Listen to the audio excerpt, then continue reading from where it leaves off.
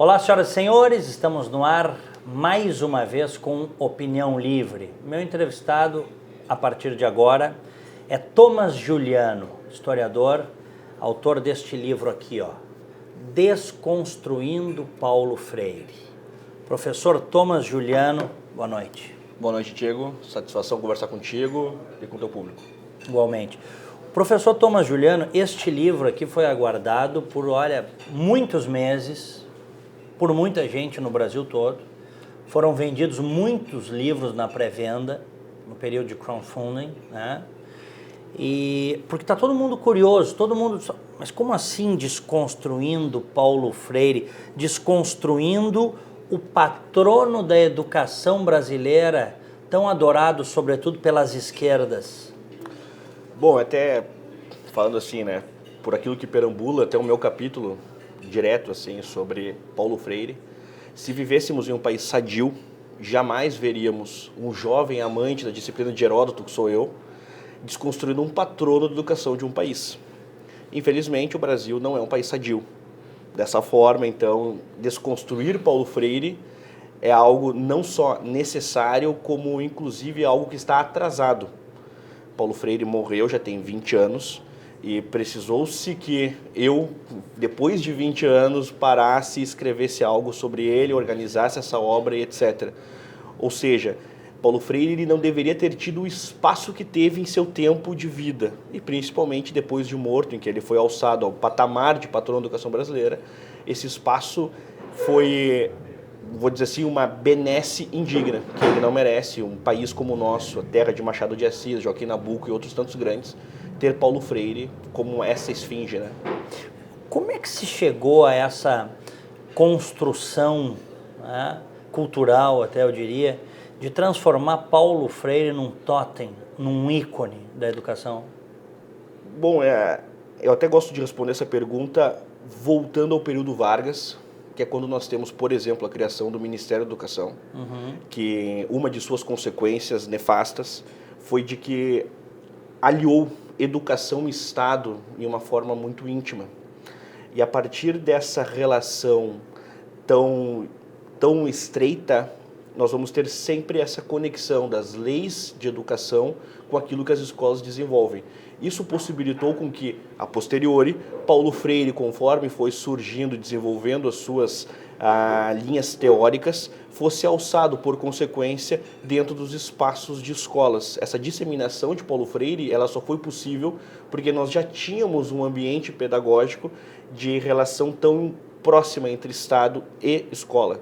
Exemplo, em 37, em 67 e em 97, mais ou menos assim, de 30 em 30 anos, nós vamos ter grandes mudanças dentro daquilo que se chama Lei de Diretrizes e Bases. Essas mudanças fizeram com que a educação no Brasil ela fosse cada vez mais estatista, na pior forma do termo, estatista na relação de que o governo desenvolve bem aquilo que a pedagogia escolar precisa desenvolver. E depois nós vamos encontrar em Paulo Freire aquela estrutura já bem desenvolvida e que os governos posteriores que nós estamos vivendo ainda, as suas consequências, conseguissem difundi-lo de forma muito mais, vou dizer assim, muito mais pronta, sem precisar fazer grandes alterações. O que o senhor está dizendo é que a centralização da educação nas mãos do Estado brasileiro, que começa lá no período de Getúlio Vargas, não foi bom para o Brasil? Não, nem um pouco. Nem um pouco. Uma dessas questões, por exemplo, seus graves problemas. Se nós pensarmos um pouco sobre o ensino, basicamente existe uma linha comum de ensino que a escola particular X e a escola estadual Y, elas precisam seguir de forma simétrica. Há pouco espaço para um ensino livre. E por ensino livre eu quero dizer assim, uma escola confessional da religião Y e a escola confessional da religião X, elas poderem desenvolver a história, o ensino da forma como elas bem desenvolvem. A sua bibliografia. Exato. O seu conteúdo. A grande diferença, vou dizer assim, no ensino toca especificamente a qualidade dos professores. Que é aí que a gente vai encontrar essas diferenças, assim, às vezes em uma escola tradicional que apresenta tais índices e a escola pública que apresenta outros índices. Então a espinha vertebral da educação brasileira, ela sai de Brasília. Sai de Brasília. Começa em Brasília. Começa em Brasília. São os burocratas da educação, é isso? Perfeito. E essa existência vou dizer assim, dessa educação não só estatal, no sentido de dependência do próprio Estado de repasses, recursos, etc., mas estatal na própria, vou dizer assim, vulnerabilidade que o ensino passa mediante aos tipos de governos que a gente vai tendo ao longo da nossa história. Ter o Ministério da Educação que desenvolve as pautas de educação e a partir dessa exigência que essas pautas sejam seguidas, vai desenvolver como o repasse de recursos vai se desenvolver, a gente tem um Estado refém em matéria de ensino. Claro. Bom, aqui no livro, o livro é composto de artigos de vários pensadores e escritores, é isso, né? Exato. Então nós temos aqui o professor Thomas Juliano, professor sociólogo Roque Calage Neto, o escritor, jornalista Percival Pugina, o padre Kleber Eduardo dos Santos Dias. É um livro de mais de 250 páginas, né? Vamos por partes. Numa frase, quem foi Paulo Freire? Bom, eu considero ele um genocida, tanto no sentido intelectual como no sentido pedagógico. Um genocida? Genocida. Explique, professor. Vamos lá. Primeiro, ele desenvolveu uma pedagogia que fabricava mimados, a início de conversa. A pedagogia do oprimido. Exato. Não só a pedagogia do oprimido, que é o título da obra clássica dele, mas uma pedagogia que torna o aluno aquele sujeito detentor de posições inegociáveis. Ou seja, esse aluno detém todas as credenciais para o desenvolvimento da educação. Certo. Essa é uma consequência nefasta que hoje, nos nossos dias, a gente se depara com ela. Mas o genocídio de Paulo Freire toca não só nas suas apologias a Mao Tse Tung, Che Guevara, Fidel Castro. Por exemplo, Che Guevara ele tratou como sinônimo de amor. Sinônimo de amor. Mas não só isso, mas também há frases como, por exemplo, esta: a revolução é biófila, ainda que para gerar vidas tenha que retirar vidas. Como assim? Ele está justificando o assassinato? Justificando a revolução no seu sentido, na sua pior acepção, no sentido de aplicação.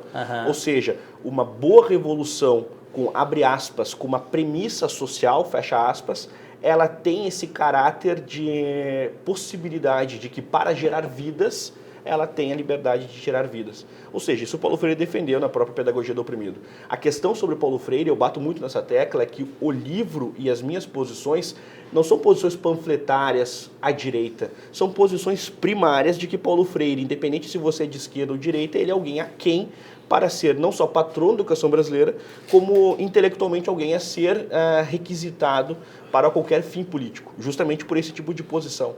Posições explícitas. O que, vou dizer assim, cabe elogio ao Paulo Freire é que ele não ocultou aquilo que ele mais ou menos pensava. Quem oculta são seus leitores ou pretensamente leitores. São esses que pegam extratos de Paulo Freire e acabam diluindo-os, como tornando ele basicamente, como muitas vezes eu já ouvi, ele quase como um sinônimo de São Francisco de Assis. Então eu o defino como um genocida por causa de suas apologias a tiranos, por causa de sua matriz pedagógica e também, claro, pelo tipo de aluno que ele desenvolveu, que é esse aluno mimado, esse aluno intolerante, esse aluno incapaz de um convívio democrático, um convívio com as diferentes formas que a liberdade humana toca em cada indivíduo. Esse descontrole nas salas de aula de muitas escolas brasileiras, sobretudo escolas públicas, tem a ver com Paulo Freire, esse descalabro, essa violência contra os próprios professores, esse descontrole, quer dizer, hoje o aluno bate no professor e não pode ser expulso, porque tem todo um arcabouço jurídico e pessoas e ONGs a defendê-lo. Eu até acho que tem de forma indireta. Ele tratou o aluno como esse sujeito mimado, porém o que acontece? Eu entendo esses índices e esses episódios mais como um problema dos professores que não estudam, já que, por exemplo, mais de 50% dos nossos professores, isso é índice, não é da minha cabeça, leem menos de um livro por ano. Ou seja, os professores não têm a formação suficiente para poder, por exemplo, aprimorar o seu próprio desenvolvimento pedagógico. Ou seja, são reféns de sujeitos como esse, que ainda que não tenha feito uma apologia para o aluno bater no professor, foi alguém que sim, que deu credenciais para que o aluno se sentisse o protagonista da sala. Porém, o professor muitas vezes é uma espécie de burro de carga, ou seja, transporta uma teoria que nunca estudou, transportando ela, conduzindo por os mais diferentes espaços, como o próprio burro. Que o burro não nesse sentido pejorativo à cognição dos professores, porque tem toda a potência intelectual para que se desenvolvam. Porém, transportam uma teoria abjeta, revolucionária, na pior acepção do termo, para todos os lugares. Então, Paulo Freire tem uma relação indireta com esses problemas, porque ele alçou os alunos a um tipo de protagonismo nefasto. Porém, os professores, na minha visão pelo menos, são os grandes responsáveis, já que não estudam o próprio teórico que muitas vezes seguem, nem que seja de forma indireta, e mais do que isso, não acabam não tendo as devidas munições para poder refutar a forma diluída como o socioconstrutivismo muitas vezes se impregna dentro das competências de educação, dentro dos PPPs, das escolas, etc. Exemplo, eu posso pegar a palavra diálogo e manipulá-la de tal forma que diálogo vire um sinônimo de silencie sobre todos esses temas e aceite todos esses outros. Isso não é diálogo. Claro. Então, o que acontece dentro da teoria socioconstrutivista, como Paulo Freire se relaciona com ela, é que certos termos foram difundidos na sua pior aplicação e os professores não sabem sequer se defender disso. Ou mais do que isso, até mesmo ter aquela cognição primária de pensar assim, bom, isso aqui é estranho, ou isso aqui está estranho. Claro. Essa apropriação de palavras e a criação de neologismos, né, de novas significações, isso é próprio da esquerda, né, no mundo, mas aqui no Brasil sobretudo, né? Basta ver o uso que a esquerda faz da palavra democracia. As maiores tiranias eles tratam por democracias populares. Estamos vendo na Venezuela aí que eles tratam o Maduro e tratavam o Chávez como um líder democrático, né? O Paulo Freire foi nesta mesma atuada. Nessa mesma, ele teve uma atuação na década de 60 em favor das todas as atividades da esquerda dentro do período revolucionário. E foi inclusive nessa fase em que ele foi alçado quase como símbolo pedagógico dessa tradição de esquerda revolucionária brasileira em oposição ao período militar. Ele vai desenvolver toda a obra, ou vou dizer assim, toda a sua obra biográfica, não só um livro específico, mas toda a sua produção, Pedagogia da Autonomia, Educação e Mudança, Pedagogia do Oprimido, que é a obra clássica dele, enfim. Ele vai desenvolver tudo isso à luz desses neologismos e também de quase que como um tom apelativo à luz de sentimentos que, na verdade, alguém que, por exemplo, trata Che Guevara como um sinônimo de amor, não pode dizer que está escrevendo sobre amor. Perfeito. Está escrevendo sobre qualquer outra coisa, mas não sobre sentimentos nobres ou, pelo menos assim, complexos, como, por exemplo, o próprio entendimento de amor. Então, Paulo Freire ele é um paradoxo, porque pegando assim, ele se dizia católico, por exemplo. Na definição católica, Deus se apresenta como o amor. E ele dizia que Che Guevara era sinônimo de amor. Então, ou seja, ele é um paradoxo, porque como um católico pega o mesmo termo com que Deus se define e define Che Guevara da mesma forma. Que era um assassino brutal. Exatamente. Então, e ele vai defender, inclusive, os próprios expurgos de Che Guevara, que é mais do que isso. Ele defende? Exato. Textualmente? Textualmente. O que ele fala, professor? Por exemplo, ele vai, além de tratar Che Guevara como sinônimo de amor, ele vai desenvolver que uma ou outra deserção era compreensível dentro do desenvolvimento cubano. E ele segue o texto endossando aquilo que Che Guevara, por exemplo, escreveu nos seus próprios diários, nas suas próprias fontes, que era que, pois bem, aquelas pessoas estão indo de encontro e não ao encontro do estão se chocando com... Exatamente, ao princípio revolucionário que eles gostariam de instaurar. E, portanto, precisam ser expurgadas. Exatamente. Patroladas, amassadas. Ele defendeu o Estado policial, que George Orwell, por exemplo, na Revolução dos Bichos, vai salientar muito bem a consequência que o Estado policial acaba provocando. Que Cuba, por exemplo, União Soviética, China, Alemanha nazista, enfim, foram historicamente a comprovação dessa teoria, que o Estado policial gera genocídios. E Paulo Freire vai defender o Estado policial, os denuncismos e etc. Então ele foi alguém que, além de, vou dizer assim, no desenvolvimento estético, estilístico, alguém insuficiente para um país que tem tanta cultura como o Brasil tem, para ser o nosso patrono, mais do que isso. Ele, no sentido, vou dizer, da boa acepção moral, ele está muito abaixo assim, de qualquer referência primária para o debate. Perfeito. Porque ele era um imoral. Porque ele era um imoral nesse sentido. Porque eu parto daquela tese, assim, às vezes, talvez assim por um excesso de esteticismo social, as pessoas acham que moralidade são coisas que que na verdade não são muito mais explícitas do que implícitas, né? E Paulo Freire foi um sujeito imoral nesse sentido implícito, porque sempre com aquela fala mansa, aquela barba de Papai exato, Noel, aquele jeito bondoso, né? E na verdade o que ele estava defendendo são coisas muito piores assim do que as pessoas entendem na maior parte das vezes como imoralidade. Tem de fato textos e entrevistas dele defendendo Mao Tse-tung, que foi o líder do comunismo, da Revolução Vermelha na China, cujo saldo foram dezenas de milhões de cadáveres? Ele vai defender, na verdade, a revolução cultural de Mao Tse-tung, que é basicamente defender a mesma coisa. Que é o genocídio. Exatamente. Mas ele defende. Então, defende. O que ele justifica? Ele defende a revolução cultural sendo ela uma boa aplicação em seu tempo. Ou seja, ele vai defender a revolução cultural como uma medida necessária que visa qualificar a sociedade. Então ele vai entrar sempre nessa, chamar assim, nessa premissa utópica desses revolucionários, ele vai endossá-las, porém, sem ter feito bom exame de consciência de perceber-se errado. Porque claro que poderia caber e cabe a ressalva, como outros, por exemplo, acabaram se retratando ao longo do tempo, dizer assim, mas Paulo Freire escreveu isso na década de 60, na década de 70, ele não pode ter errado ali e depois ter se retratado? Sim, claro que ele poderia ter feito isso, mas ele não fez. Ele não fez? Não fez.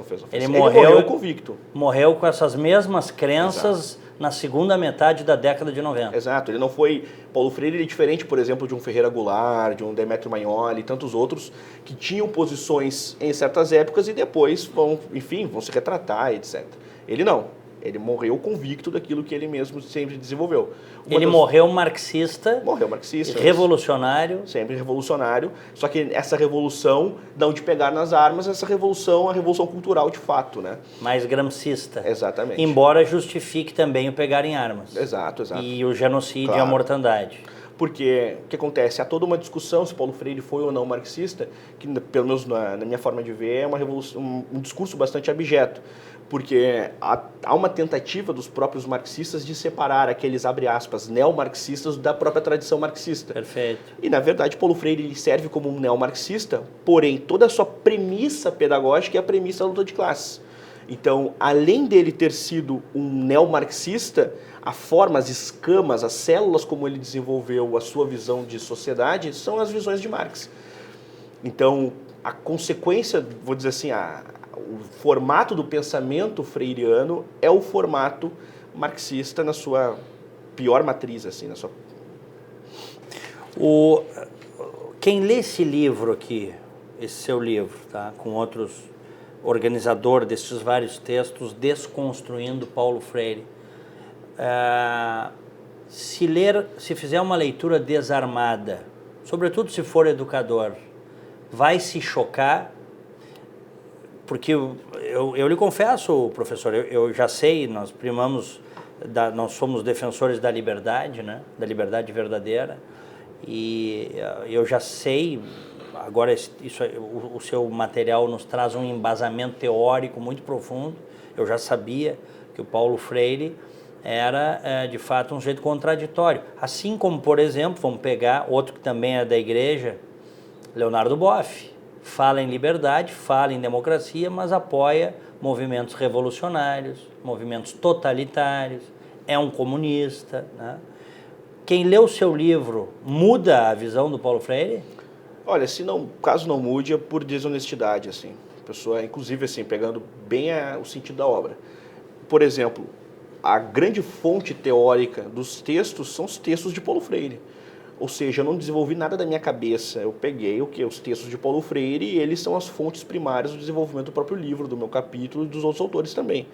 Então, a pessoa que for ler o livro, independente da sua visão política, independente da sua relação íntima ou de rejeição a Paulo Freire, etc., ele, por honestidade intelectual, vai conseguir ter munições suficientes para poder substituir a sua figura de, vou chamar assim, de apadrinhamento intelectual.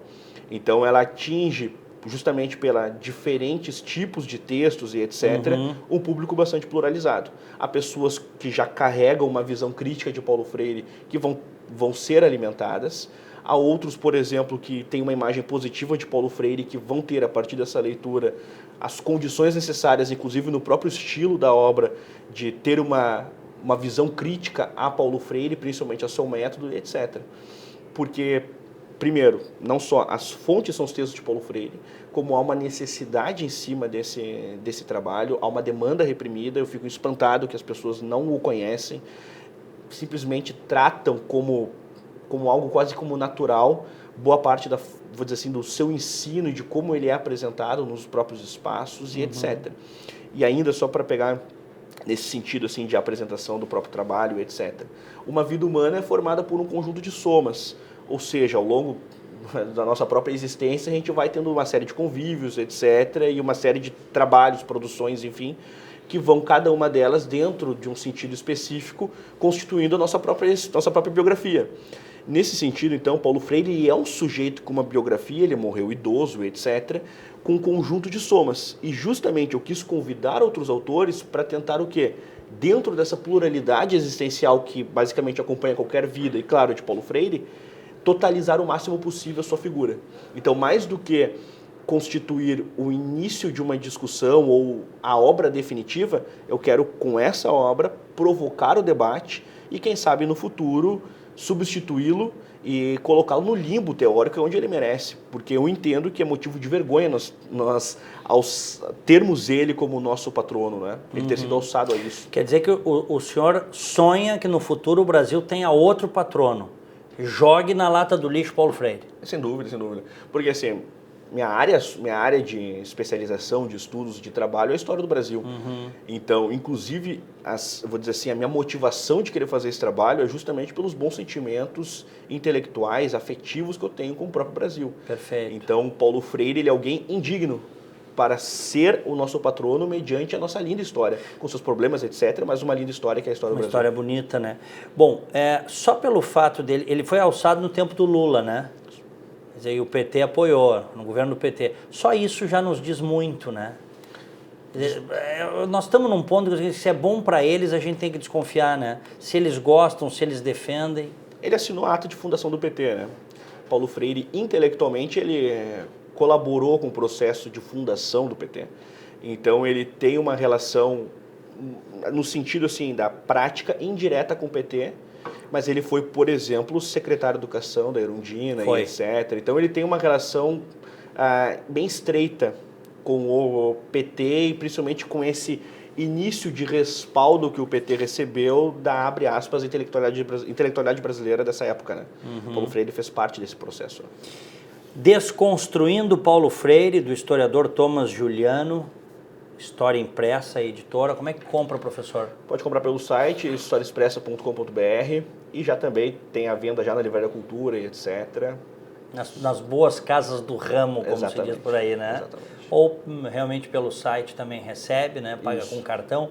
historiaexpressa.com.br. Olha, esse livro aqui é um livro desbravador, disruptivo, né? Trazendo luz a esse personagem tão insensado da educação brasileira e pouco conhecido. Porque o que o senhor diz é que muita gente que diz que conhece, na verdade, não conhece Paulo Freire, né? Não conhece. Porque assim, ó, eu paro dessa ideia. Caso você conheça Paulo Freire, caso você conhecesse, enfim, e você vendo todo esse embasamento e todas as teorias que ele desenvolveu, bom, você é cúmplice, né? Teorias genocidas, totalitárias. Você é cúmplice. Então, nesse sentido, ele não só não é conhecido, como caso alguém o conheça e enfim, com o incense, etc., bom, você está sendo cúmplice daquilo que ele defendeu. E o que ele defendeu foram essas coisas aqui que eu fiquei apresentando. Ou seja, genocídio, desenvolvimento pedagógico limitado e assim por diante. Porque o seu método, por exemplo, não só fabricou mimados, como tem por consequência o esvaziamento e a equiparação do próprio ato de ser professor. O que não significa de modo algum que o aluno não tenha saberes, etc. É claro que sim.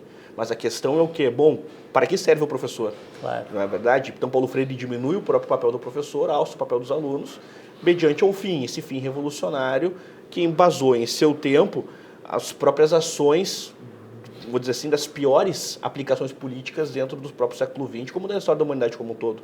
Se ele fosse vivo, não tenho dúvida alguma, que estaria defendendo Maduro, estaria defendendo tudo aquilo que nós hoje estamos nos deparando como, vou dizer assim, os grandes calcanhares de Aquiles em qualquer ideia de civilização dos nossos próprios dias. A Né? podridão dos Exatamente. nossos dias, né? Professor Thomas Juliano, Obrigado pela entrevista. Agradeço, de verdade. Sucesso com o livro. Agradeço. Um forte abraço, sucesso também e fico muito feliz e espero que essa obra, mais do que sepultar a discussão, que ela vou dizer assim, que ela quebre barreiras e a partir desse ato a gente consiga qualificar um pouco mais o debate, tão desqualificado como o ambiente pedagógico do Brasil, né? O meu entrevistado, professor de História, historiador Thomas Juliano, conversando comigo aqui no restaurante indiano Charim, você sabe, deliciosa culinária indiana. Opinião livre.